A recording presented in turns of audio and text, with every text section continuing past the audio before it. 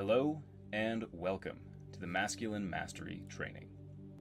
One of the single most important beliefs for you to develop inside of this experience is that masculinity, specifically living from a place of authentic masculine leadership and power, is a learnable skill. It's not some inborn trait or genetic gift. It's a skill, just like learning an instrument, speaking a language, or riding a bike. And like any skill, it can be developed and mastered with time. But the question remains, how do you develop the skill of masculine leadership? How do you strengthen your masculinity and become the man that you've always known you could be? It's not like you can just play a few rounds of masculinity scales or do some masculine power curls. But the truth is that deepening your masculinity is much simpler than most men make it. It doesn't require you to buy a motorcycle, grow out a beard, or inject a daily dose of Anavar into your leg. Instead, it hinges on four simple pillars. Control your emotional responses, reactivity, and self. Clarify your vision, values, and North Star. Create, don't just consume, and contribute to something bigger than yourself. And we'll dive into each of these pillars over the following modules. But for now, I simply want to set the frame for the experience that we're going to share together over the coming days. Because all too often, men conflate being masculine with what society has deemed to be manliness.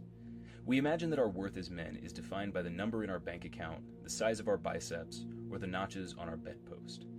And inevitably, this inner fiction leads us to assume that women only care about these things as well. But what I've discovered, and what I've seen play out in the lives of every man I've ever encountered, from billion-dollar CEOs and millionaire playboys, down to minimum wage workers and men trapped in the 9-to-5, is that the measure of a man is not anything he's accomplished externally, but rather it is his way of being in life. It's who he is, not what he does or what he has, that determines his worth. And the reason that this distinction is so often lost on the modern man is that adopting a grounded, masculine, and powerful way of being often does result in the external toys, accomplishments, and accolades. But the thing is that these are a byproduct of masculinity. They're not the cause of it. Your way of being, who you choose to be, is ultimately what matters most. And make no mistake, it is a choice. If you've gone through the Unbreakable experience, then you likely remember that I already shared a loose definition of what masculinity looks like in action. Specifically, that masculinity is a type of energy that takes charge and leads, speaks and moves confidently, has a strong and powerful presence, is unmoved by others, is future-oriented and strategic, has clear boundaries, states what it wants, speaks its truth, is driven by purpose, owns its sexual desires, and is listened to and felt when it speaks. And now what you need to understand, these aren't simply actions that you can fake until you make them. They're a byproduct of who you are and the deep internal work that you've done on the four pillars. Honestly, masculinity is a lot like lottery winners. When someone comes into a huge sum of money without doing the deep internal work required to be deserving of that money, when they lack the financial education, a wealthy mindset, and a clear understanding of the value of currency, they end up blowing through every cent they won and ending up exactly where they were before. And the same is true of masculinity. Your internal way of being is what determines your default state as a man. And you can try to fake your way to masculinity until you make it, telling other people what to do, feigning confidence, claiming bold ambition, and attempting to exert your will on the world with every manly display known to humankind. But without doing the deep internal work required to shift who you are, without resolving those core inner issues, beliefs, and mindsets that have created the man you are today, you will always fall back into your old patterns and behaviors. For example, consider the ability to take control and lead. Now, this might seem like a relatively easy action to take. You simply show up, tell other people to follow you, and then you take them somewhere, right? Well, not exactly. Because leadership isn't something that you do, it's who you are. Leadership is the result of unshakable confidence and a sense of self-assuredness that you know where you're going, why you're going there, and that you want to elevate those around you so that they can join you on the journey. If you simply try to do leadership without developing the self-leadership and internal confidence it requires, others will see through you in an instant. No matter how many times you say, "Follow me," you'll be ignored because you're not being someone who is worth following. Instead, you must earn the right to lead by developing and leading yourself and becoming the type of man who lives from these 4 pillars. Because when you do become that type of man, a man who can control himself and his emotional responses, who consciously chooses his actions instead of merely reacting to his fleeting fits and emotional states, you learn to trust yourself and you gain a more objective view of the world and yourself, making it easier for you to lead others and for you to achieve your goals. When you gain a deep and unshakable clarity on your purpose, your vision, and your values, when you know who you are, what you want, and you have a strong sense of identity, you're able to lead yourself and others with greater ease because you know where you're going. When you accept the mantle of the creator and you shun the comfort of a consumer, having tangible artifacts of your identity, the business, the music, the art, you create even greater levels of confidence because you're actually in the arena of life. You're not just sitting on the sidelines. And when you start to contribute to something bigger than yourself, you gain perspective, stepping outside of your own life and your day-to-day reality and allowing you to feel comfortable leading others, because it's not just about you or your own gain. It's about making sure that everyone in your circle wins. All of these external manifestations of masculinity are simply a reflection of who you are being. And by deepening into these 4 core pillars, it will jettison you into a new phase of masculine evolution, being the man, and thus acting like the man.